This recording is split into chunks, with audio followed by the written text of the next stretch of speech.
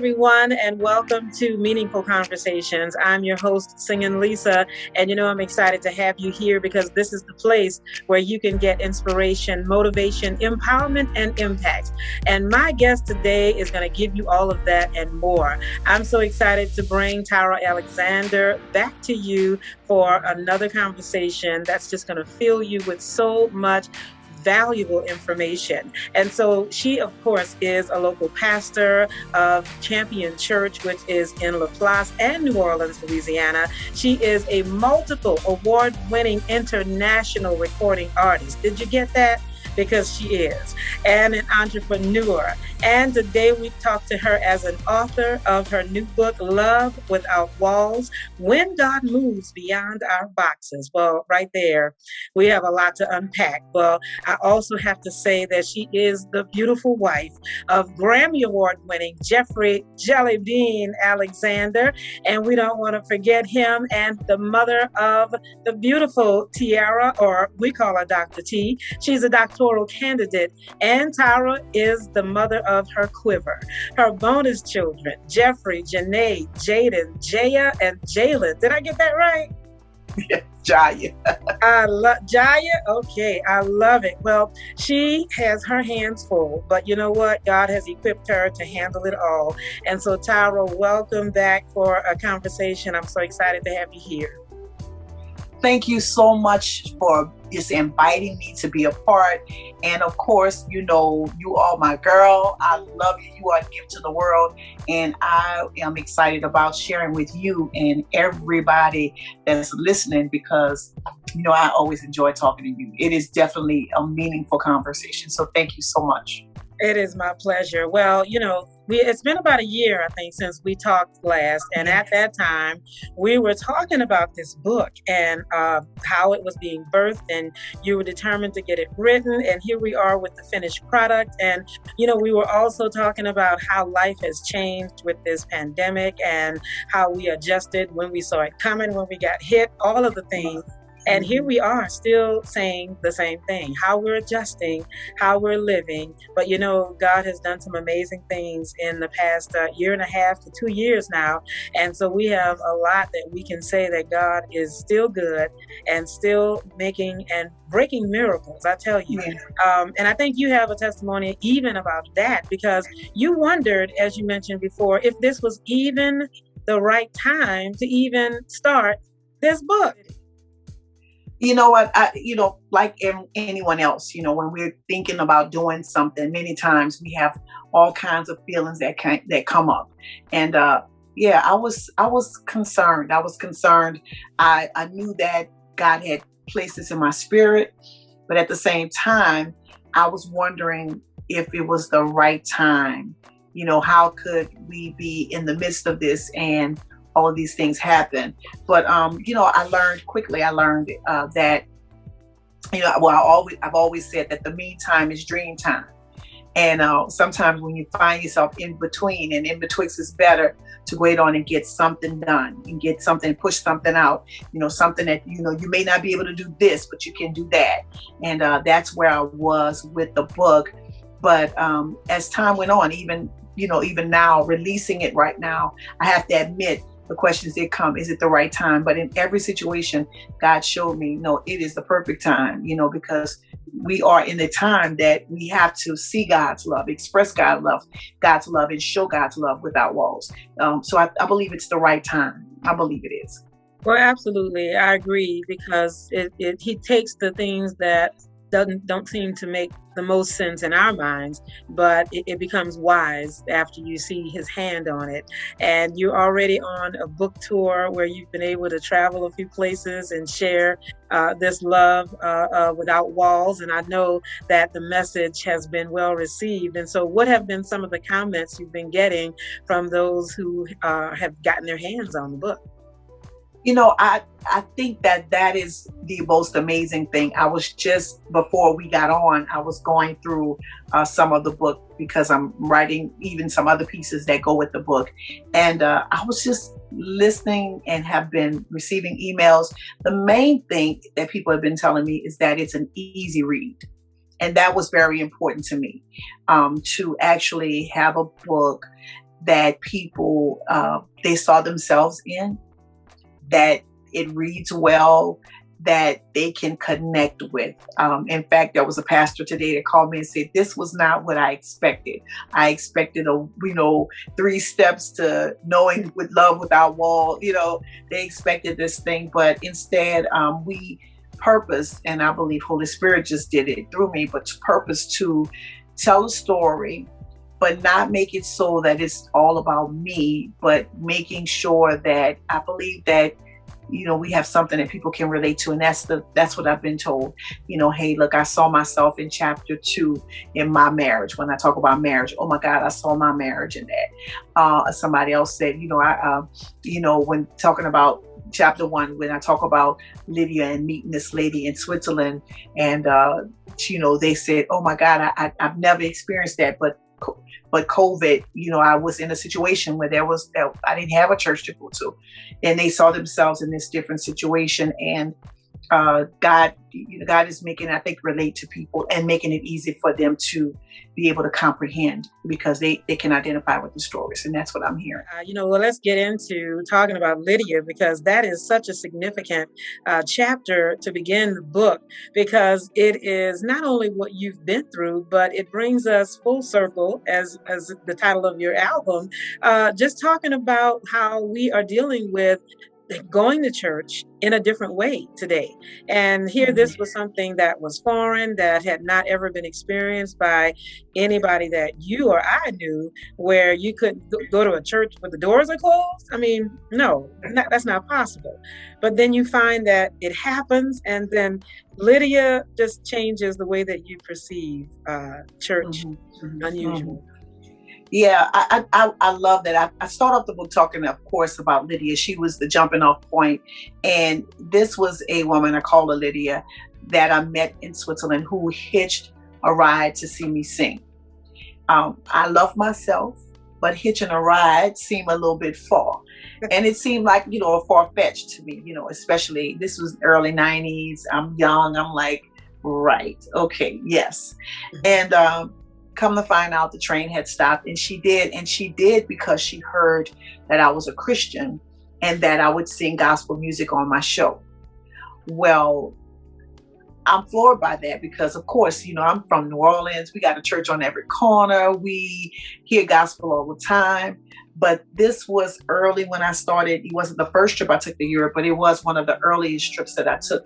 And I had never seen that. And I heard her, and I still didn't get it. And then I asked her, because at this time I had traveled a couple of places, and I love European cathedrals. And I told her I wanted to see the church. I said, where do you go to church? And, I would like to see I like the architecture of the cathedral. And she tells me that the church was not open, and it had not been open for some time. And that blew my mind, because I could not imagine having a church in a community and not being open. I've been a church girl all my life. So here I was in a place that had this beautiful building, but she said that many people were not believers and they had stopped going. So then when COVID hits the United States years later, that's kind of how I started the book, because I was reminded of that time when the schools closed and whatever, or when the church closed, or just say when the doors closed. It reminded me of that time.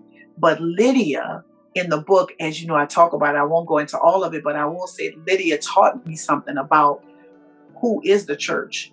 And and the power of the church. And in this case, I can tell you, and to your listeners, that Lydia showed me very much that she very much was the church, and so was I. And God brought me all the way. Come on, He went beyond my walls of tradition to bring me all the way to Switzerland. Not so I could not appreciate the church, but I could really understand the depth of how we are everywhere doing the things that God has called us to do. And we were the church. She and I both were on assignment. And it was a blessing to my life. And it really changed changed my idea of just how big and how awesome this thing called the church really is. Yeah, I love the dynamics of thinking of all of the ways that church can happen. No matter where we are, no matter who we are, it is possible because it's necessary for all of us to represent Christ in the position that he has given us. And so that doesn't look the same in everybody's situation. It doesn't look the same in every part of the world. And I think that's the beauty of traveling to another country on the other side of the world, where you still hear God, but you see things take place differently. And so, Lydia, wonderful. I love that as the first chapter. But then you go into really being transparent. And I got to say, there's something about that word transparency. Oh, my goodness. It takes boldness, takes strength, it takes humbleness, and so many other characteristics to just tell about yourself and just be open. And what God does through that is absolutely amazing. Lydia and you and other people talk about motivation. What is it that brings motivation out of people, and why should we be motivated or even driven to find our purpose in life? Well, I think that, like anything else, that when we start talking about purpose, we use that word so much. I got to find my purpose. I got to find my purpose. And I've heard people say that, but the truth is everybody wants to know why they exist. Everybody wants to know why am I here? What I love Rick Warren when he talks about he changed the book from purpose driven life to what on earth am I here for? Mm. And we have all asked that question: what on earth am I here for? What am I doing here? And I found myself there, many times. What God, what? And sometimes I know for me, growing up, I started singing at an early age. So growing up singing, okay, I can sing. This is the gift I have. This is what God has given me. I like somebody said, this is what parts the waters for me. This is, this is the thing that God has given me. But what I love about us is, even though I sing and you sing, that I learned that my music was to be used in a way that was God's purpose for me. And in the book, you see that, and I talk about that. Mm-hmm. That God's purpose for me. It's not that I am not, validating everybody else. God uses different people, how they use different people. I struggled with that because as long as I tried to do it other people's way, mm-hmm. It was just always left me wanting or feeling like it wasn't enough. But when I used my gift in a way, or used what God gave me in a way that was in my purpose, the reason I exist, what I found was that sweet spot, I call it, that place that makes God smile. When you feel the smile of God, yeah, it gives you motivation. Once you grasp it, once you get into that place, you want to feel it again and again and again, because it's a knowing that I am right where I am supposed to be.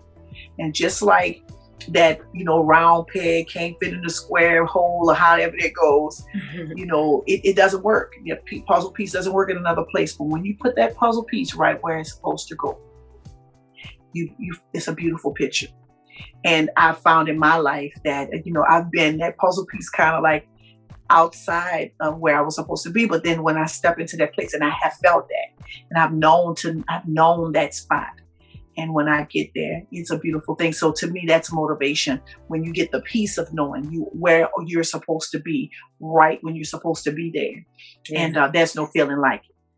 Hi, everybody. I hope you're enjoying the conversation with Pastor Tara Alexander and her new book, Love Without Walls. And if you are getting value and encouragement from this conversation, please like, comment, subscribe, and share. Let somebody else know that they can get what you're getting.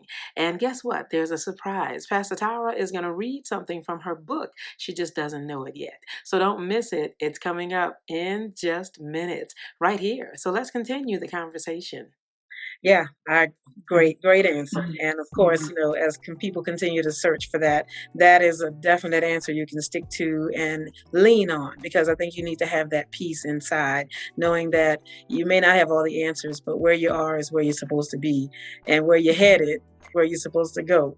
So I think God designs that really well. But now, one of the things that I find so fantastic about all that you do is that, and you mentioned it in the book, is that you have family intact. Family is just surrounded in and wrapped in all that you do. And I don't think there's a separation, a line of demarcation, if you want to say, kind of where something ends and where one thing begins, because you found early on that through struggle, through identification, challenges, that God had to help you and Jeffrey figure out how to be with each other, how to love each other, to make all of these gifts and dreams that you all have come to pass. I think that, when I think about family, and it's just amazing to me to have, like you said, my family around me. I'm surrounded by them all the time, and I love it. I love it. I love it. My husband, my daughter, my mama, my friends, my friends who are just like family, I love it. But I think it was very clear to me from a child, I think so, that I enjoyed my grandparents. I enjoyed my family. I enjoyed being with them. And I laugh about it now that I'm older, because I thought that my grandparents' house was where I got to do everything I wanted to do. I was just free. And I thought my mama was so strict. And I learned later on in life that, actually my aunt pointed out, that my grandparents' strategy was that they would always be present. If you go to their house, you're not gonna have no time there by yourself. So it's no sense in you're not gonna get into no trouble there, because they're gonna be right there. But then also, they always had something planned.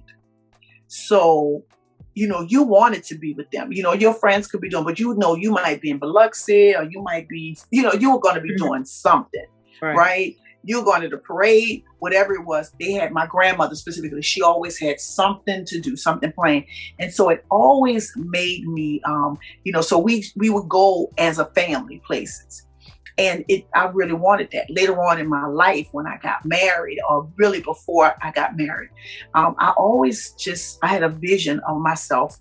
I wanted to be, I was in music, and I wanted my child to not be, in a place where, she never saw me, because I was traveling, I was on the road. So I made up my mind early that, if I had a child, he was going to be with me. And if I had crazy musician hours, my child was going to have crazy musician hours, because I would homeschool whatever I had to do. That was a conviction, just a personal conviction, because I enjoyed my family, and I really did. And in turn, my husband and I, it was funny, because my husband and I, we have those things we talked about, and that was one of the things we talked about early, and we stuck with it. Now, in that process, going to what you're saying, in the process I talk about in the book, not just the fact that I had this conviction with family, but I had to learn how to be that family. And so did he. And in turn, through a series of events that I talk about in the book, we had to learn how to love. And I think that is something that, when you learn from God, and I believe we did learn from God, you learn how to do it and how to love each other well. Doesn't mean we're perfect, but we learn how to become one. And in turn, my daughter, she, and the kids, she really loves, she was like, I like to be with my parents. It's so funny, because we're like, okay, but that is the life that we have, and that, we want to create space for our children's children to enjoy being with us. And that means that we got to get it together first, though. They don't want to be around us and be fussing all the time and things like that. So we had to get it together, like I said, and it was through a process that we learned how to love, and God is still teaching us. And we're just, I love it, because that particular chapter that you talk about, I wanted to take out of the book. I wrote it, And then I wanted to take it out Yeah. because I said, Lord, I don't want to cut nobody. It's going to mess with my family. Don't come for me, right?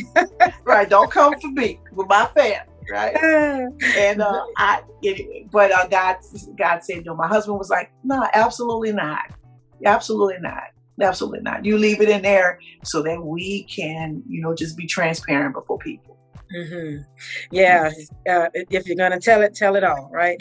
Yeah. Girl, I can't tell it all. No, within reason. Not all of tell it all. But you have enough in the book to get the point.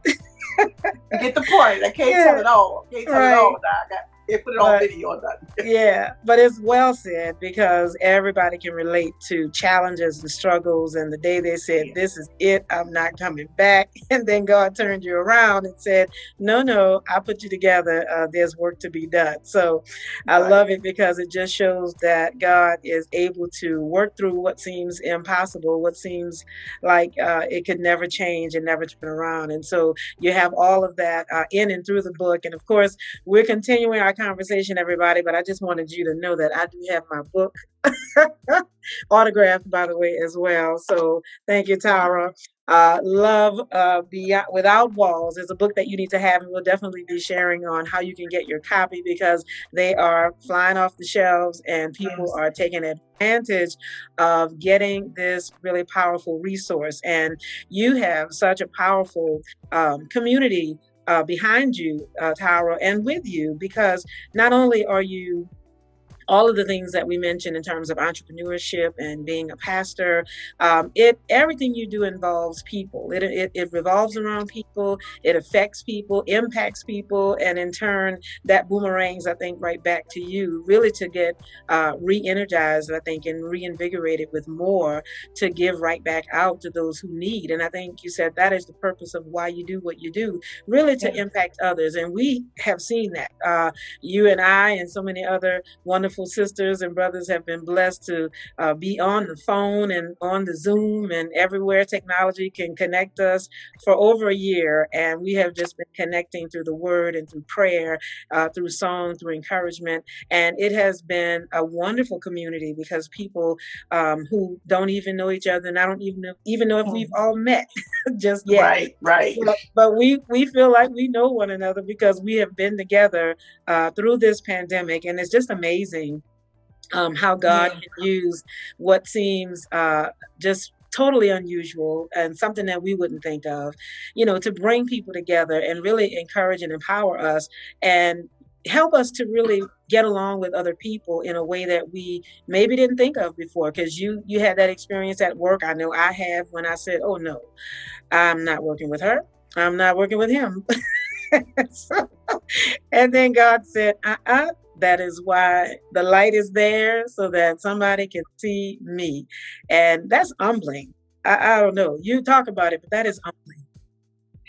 It is amazing, like you said to me, that God constantly brings me through this Love University. I call it Love University. Yeah. And I learned some years ago that love doesn't fail. I know we say the scripture, but when I look back in my life, I've seen some hard nuts that were hard to crack. Yeah. And I've seen love break every last one of them down. And when you have experienced that as much as I have, you just thought, like, God, this works. I mean, it works. It works to love. It works. And so, yeah, like you said, I've had my own share of challenges with challenging people. But the truth is, for every challenge, for every person that comes against us or is indifferent, whether it's in our home or on our job or just in the world in general, the truth is, most people want to be loved, whether they admit it or not. Mm-hmm. No one, wants to feel rejection. Mm-hmm. And there are times that people reject us because they feel rejected. Yeah. There are times that people hurt us. We say that hurting people hurt people. That's true. Mm-hmm. But healed people heal people, and free people, free people, and loving people, love people. And we have to just allow God to show us how to be that in our communities, in our world, on our jobs.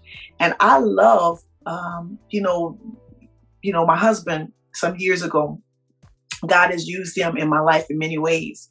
And one of the things he told me was, I can still remember when it was January 2009. I remember I was singing somewhere out of town, and I called him because, we had product on the table.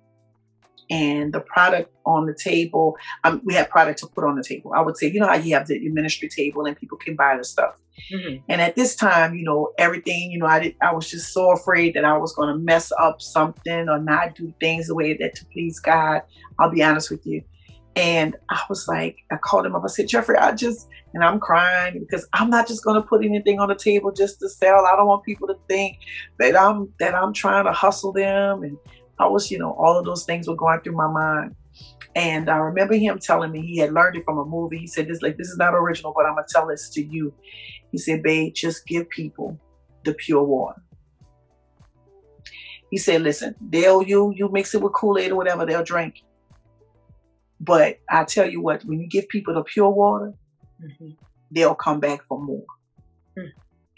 And I remember those words, I still talk about that to this day because God used them in that moment to just remind me of the simplicity of just do what you're called to do. Okay. Mm. Share the resources that you share, as long as they are the pure water, then go ahead on and share them. Yeah. And when I was thinking, it's something that I don't necessarily share all the time, but I'm gonna tell you something that those words that he told me, they resonate with every part of what we do. So my point is, when we're dealing with people on the street, he's in the back saying, give the people the pure water. When we're writing a book, he said, Tyra, just give people the pure water. When we're writing a song and releasing a CD, it's the same thing, because at the end of the day, people want to drink from that living water. They don't even know that they need it.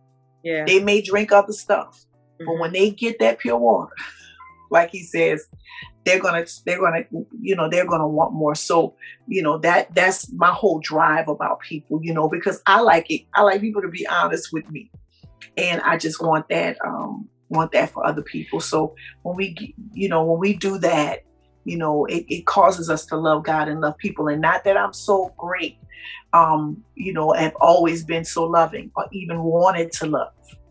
But I can tell you what, I've seen God do a work in my life that caused me to love even when I didn't feel like loving somebody. And in every situation, when that love is pure, when that love is genuine, when that love is doing what God called me to do, let my yea be yea, my nay be nay, telling God, Lord, help me to love this person. When I do it out of the purity of that, I've never seen God fail. He will move a heart, because behind that person, you never know what they're going through. So you just never know what they've been through. And, or even, whether they're in position or not. This doesn't just apply to people, like peer groups. It's going to apply to mentors and people that you highly respect. Yeah. At the end of the day, they need the purity of God's love, and they need that in a way that's not tainted by anything else. Well, that's a message right there. And that's why you're a pastor as well. But that's a word, because people, especially during these last 2 years, I think people have really come to understand that the walls in many, many ways in their lives have to come down. There have been 1,000 walls in everybody's life in so many ways. We've had walls, in politics. We've had walls in religion, in the church. We've had walls personally that didn't allow somebody else to know who we really are because of a wall, because of a barrier. And so I think this book just represents so many opportunities for walls to come down. And the only way it happens, as you said, is through the love of Christ and being pure and giving them the truth and nothing but the truth. It just helps people to accept easily what they need without even realizing it, but it frees people to give it, then pay it forward to the next person. So we've learned being at home, who may really be the real friend, or who may really be the one we can depend on, or what we really are to the other person, or even to ourselves. So I think it's just been a time of reflection, a time of growth, a time to just discover who we are.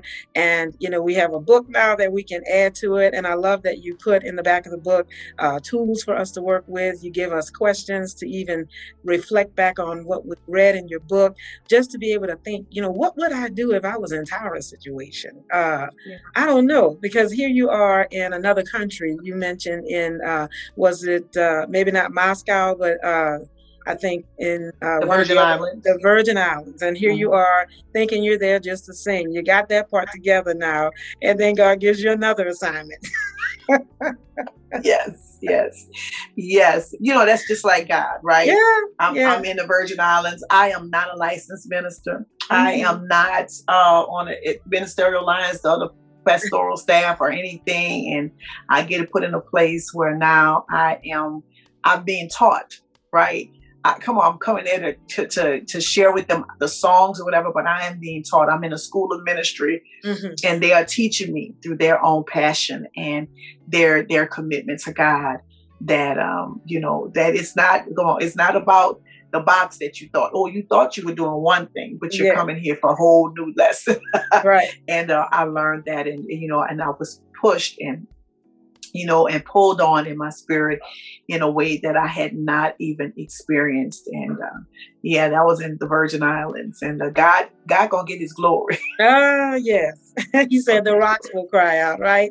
If nobody else. So He definitely will. Well, I'm just thrilled that we have this opportunity to learn about all of the different ways that, love goes beyond walls. And so I want you to prepare for this, because I didn't tell you in advance, but I would love it if you would think about something in the book that you would read for us.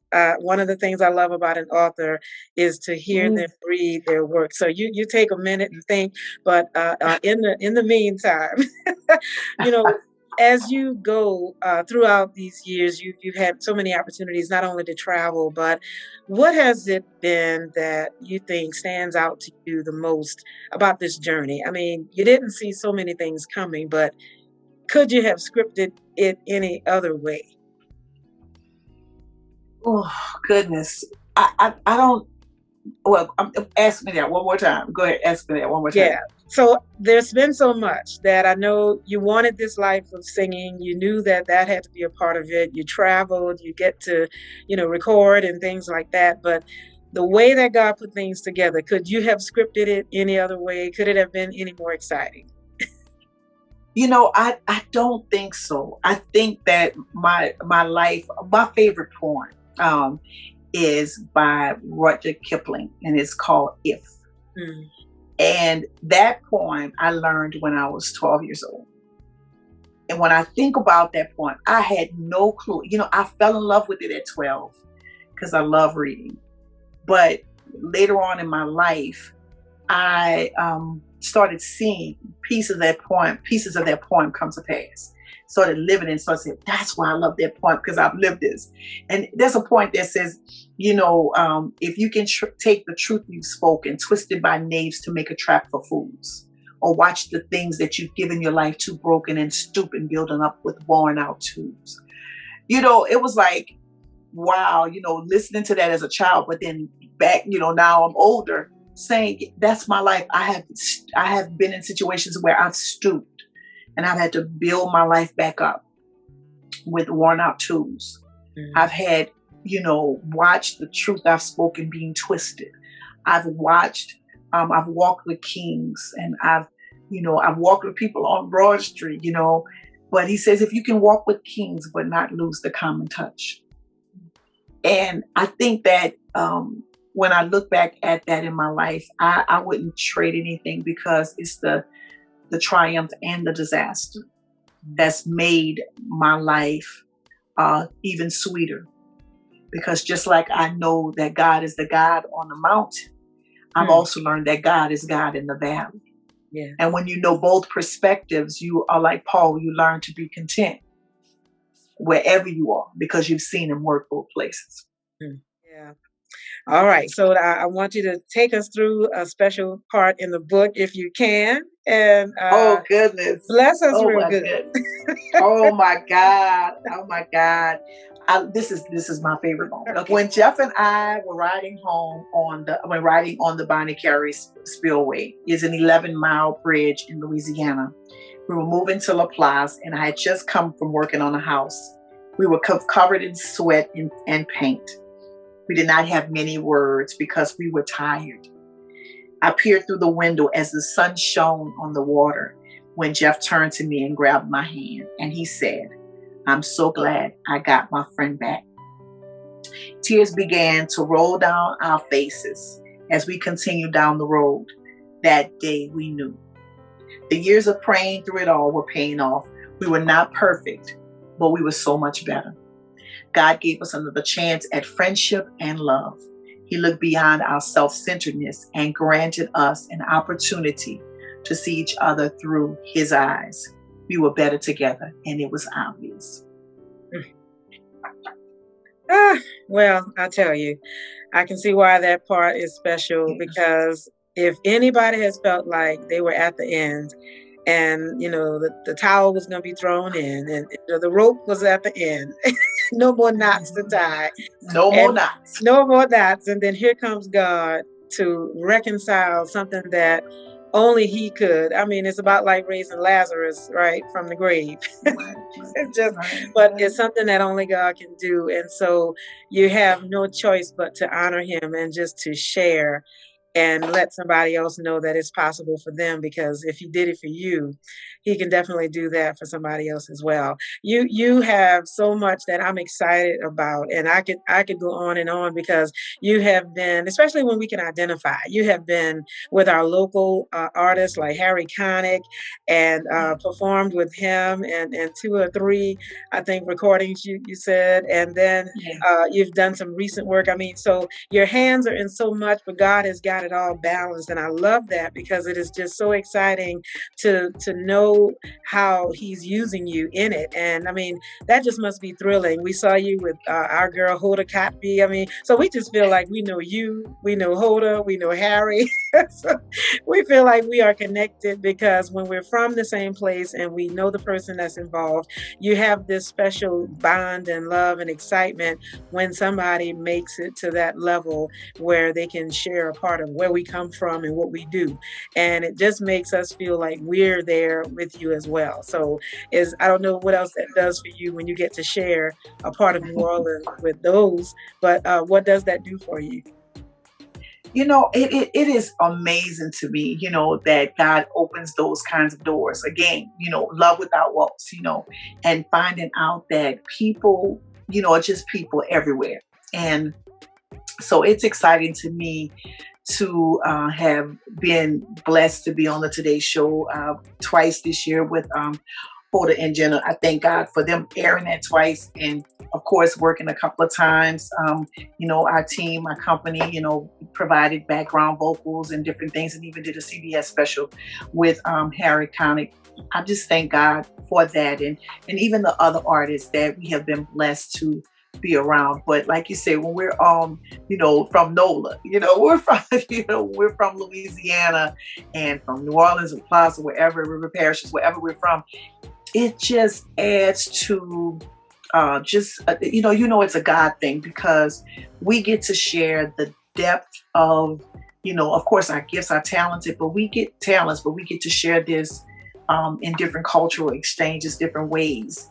And what's amazing to me is that many of the people that I get to work with on those levels are people of faith.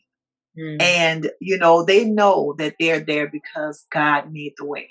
And so it means a lot to me knowing that I'm right where I need to be and giving God the glory. And of course, people respecting, your faith in spaces that may seem at one time like they wouldn't be respected. But people understand now that our only hope is God. Mm-hmm. And they are making a way, and God has opened those doors. So it's exciting for me as a person from Louisiana, but it's also exciting for me as a person of faith, watching other people of faith move into different realms. It's exciting. Yeah. Well, a couple of other things I want to mention that I cannot let you go without, because I know somebody's going to be blessed by this. You have had an experience, and I know that it's not, again, by accident that we're in the month of October, where we recognize cancer, and we recognize all of the help and the healing that is needed, that has happened for many. You have your own story that I know I want you to encourage somebody with, but I also want to do as the pastor did, who did the forward in your book. He wanted us to get an update on Laplace, and so many of you listening now know that we have had Hurricane Ida, which has to be Katrina's twin sister, daughter, somebody that came on the same day, the same exact date. 16 years later, and just changed the face of Laplace. Like you all have not seen before. And so what has it been for you to go through this? Not only are you releasing a book to encourage other people, but you yourself need encouragement. You yourself have to find a path back to your home. So what in the world is that process? Yeah, this has been an overwhelming time, but I am so glad that we have help in this time, because I'm telling you, it would be a whole different thing. I want to say, before, the first part of your question was acknowledgement was about me being an overcomer, cancer overcomer. You know, I love telling that story about how years ago that I received the diagnosis, especially for a singer, to have a diagnosis with cancer that was in the area of my throat. I'm here to tell you, God is a faithful God. And I'm here talking to you today with this voice, singing with this voice, writing with these hands, alive and well, all because God is a healer. And so, this month it means a lot to me because of the fact that I believe and I know that God is a healer. And so I am praying for everybody that's going through that health challenge. And we do have a healing devotional that I want to make sure that if there's anybody that needs that, we want to make sure that we get that to them, because God showed me some things going through healing. And I'm telling you something, if you need to know He is a healer, I'm a living witness and a miracle that God spared my life. So first of all, thank you for just always acknowledging that. I thank you. I love celebrating Him and His healing power. As just like we needed healing with that, amen. Just like that storm, so to speak. Cancer was a storm for me at one time, when we know God is greater than cancer. We just had Hurricane Ida. And prior to this, many people don't realize Hurricane Isaac for us in Laplace was on this very same day, the same day as the Katrina and Ida.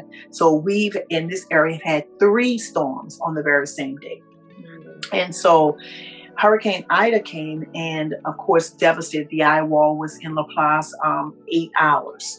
And there are people, if they didn't get wind, they got flood, but mostly everybody got something. 75% plus of the properties here are damaged, and businesses. So we have that going on. But I'm so grateful to God for the many hands and many people that have come to help us. And the update is that we are still in a crisis mode here, because many people, thousands of people, are not in their homes, and their homes some of them are uninhabitable. That's one thing. Many people have lost, if they worked in the area, many people are not working and lost jobs. I know people that worked at restaurants, and some of them are closing for good. And so we have other people who children are going to school here, but they're in a shelter hours away, because they can't go back. People that are renting don't have places to come back to. So there are many, many things, many facets of things going on. And I thank God for the body of Christ, because thank you, Lisa, and everybody who's helped us to reach out to this area with distribution. But, as we were praying, God gave us a vision for, what could we do? What could we do? And we decided to start a temporary emergency community resource center here in Laplace, Champion Church. And I thank God for that. Amen. Champion Church, Shiro, and everybody who's, like you said, my family that's all around me. We decided to partner with the parish and partner with faith-based leaders here, and let's do our part. This one doing this one is doing that. But let's see what we could do. So we created we're actually going to open by November, sometime in November, but we actually created starting a resource center here where we will be responsible for the helpline, as well as a space where people can use a computer, or they can learn how to, do an email, or they can make copies, or they can have classes. And so I'm so excited about that. In fact, we went to the space today and walked it and just kind of looked at it and made sure that we had enough space to do what we need to do. And so I'm inviting you and all of your listeners, anybody that wants to be a part, they can definitely, I'm sure they'll have to get my information from you, but they can get in touch, and you can give financially, of course, but you can also come and give some hours, because that place, that space will be open for the community so that they will be pointed to other resources. Now, somebody has to do that. And so we're excited, and we have quite a bit of partners who are saying, yes, this is needed. Yes, this is needed for the area. And that's what's going on. So we are in recovery mode, and we wanted to be a part of that recovery. And I'm so excited because this is the body of Christ stepping in, doing something different.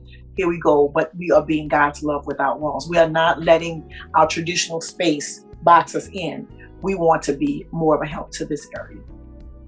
I love it. Well, you definitely hear from me, and I know that we'll have the information linked so that everybody can check it out and be able to contact you and do whatever part they can so that they can participate in the recovery effort, because we all know very well, too well, what it feels like from Katrina and even yourself, Isaac, and even close calls. I mean, every time we get disturbed, it's just a shakeup in our system, and we have to go through that again, but we know that God has a purpose for everything, and he can use everything for his glory. So we want to be a part of that. Well, I'm excited. I'm not out of word, but as they say, out of time, because I don't want to tell it all, because I want everybody to definitely get this book, Love Without Walls. So please let everybody know how they can get your book. Yep, we have ours, and so they can have their own copy.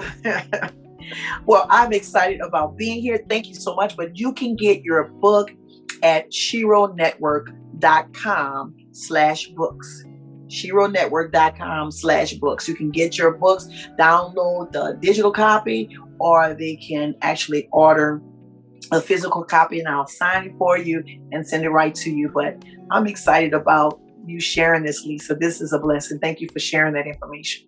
Absolutely. It is a pleasure every time I get to come on and just share, a meaningful conversation, because everything that has been shared has just been something that somebody can use and take from it and share with someone else. And so in final words, what is it about all of this? Somebody out there has some gifts that they're realizing they just may not know how to put together and how to allow God to use. We've got 7+ billion people in the world, and somebody might be feeling like their number doesn't count, but it does, because God allowed them to be created and to be born. So they're here, and we have a purpose, whether it's big or little. It's big in the eyes of God. So what do you tell someone about getting started, about praying about it? Just what steps should they take first?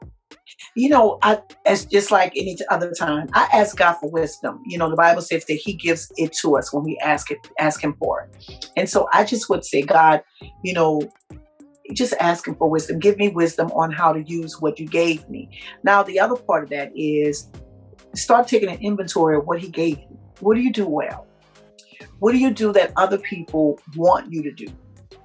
What do you do that you would do if somebody asked you or not?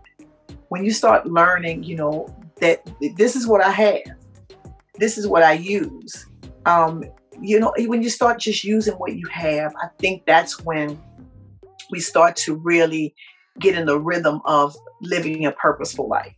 And this is, I think more than anything, when we start seeing that, you mean to tell me God allows me to enjoy myself? I mean, go ahead on, and if you like bacon, bake. If you Yeah. like, serving people, serve people. If you like, carpentry work, use it and do it.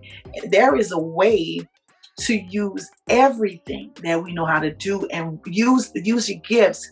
But then I would take it one step further, Elisa. We talk about purpose.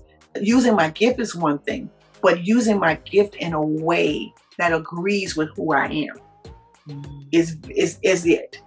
Because a lot of people, you may use your gift, but if you use your gift and you keep thinking, well, man, I can't go any further with it, then it does become frustrating. But when you use your gift and you realize, well, this is what works for me. I wanted to do certain things with my music, and that's what I always saw. And it wasn't until I started, really embracing that. Yeah, that's what I am. That's what I like. That's how I'm wired. Mm-hmm. That's when I felt, just like I told you, just the smile of God, just a sweet spot. And so I would encourage somebody, if start taking inventory of what you have. Start to, find out what are your assets, your personal assets. You know what they are, and other people know what they are because they tell you about them all the time. Mm-hmm. And stop negating those things. Start using those things, and then ask God for wisdom to how to use that, so that you would walk in that all the time. That's the two things I would do. I love it. Tell me and everyone, what is the most meaningful part of your day? Oh, the most meaningful part of my day. I love this question. I love early in the mornings. I'm not a morning person. So I'm not a person where, I'll jump up in the morning. But I am a person when I do wake up. See, my morning may be different from everybody's morning, but whenever that morning time starts, I like to just lie there in the morning, and that's when I believe I get the greatest revelation, and I just hear better. Everything is clear before anybody moves, because I'm always the first one up in my family. But I love, that's the most meaningful part of my day, when nothing is come in. Yeah. I'm just sitting there reflecting, or lying there reflecting. That's my meaningful I part. love it. God is first. I love it. Yeah. Well, everyone, my goodness, I've been blessed to spend time with my sister, my friend, Tara Alexander, a multi-talented, just down-to-earth sister. And I know you all know her to be that, and she will help anyone who is in need of assistance. And so we want to help her, though, by showing some love and by getting this book. And of course, we all need love. So now let's get it beyond the walls and learn about how that can happen, because you can have your copy and it can be a blessing to somebody else, because they said, Tower, that we should be shopping early for Christmas because of the you got what I'm saying. It's a good gift, great gift to get, and it'll be a blessing to so many people. So I look forward to talking to you again, because there's so much more that we can share, that we will share. And we're just praying that all is well in Laplace and around the world, because we're dealing with unbelievable times. And we know that it's time to keep Christ first and to be serious about what we're doing for him. So we love you and we appreciate you. And now, did we tell everybody everywhere they can contact you? We know about the book, but what about church? Because church is beyond the walls. So how do they join for worship? Yes. Well, I'm so grateful. Right now, we are virtual, like everybody else, mostly, but we are Saturday mornings, 10 a.m.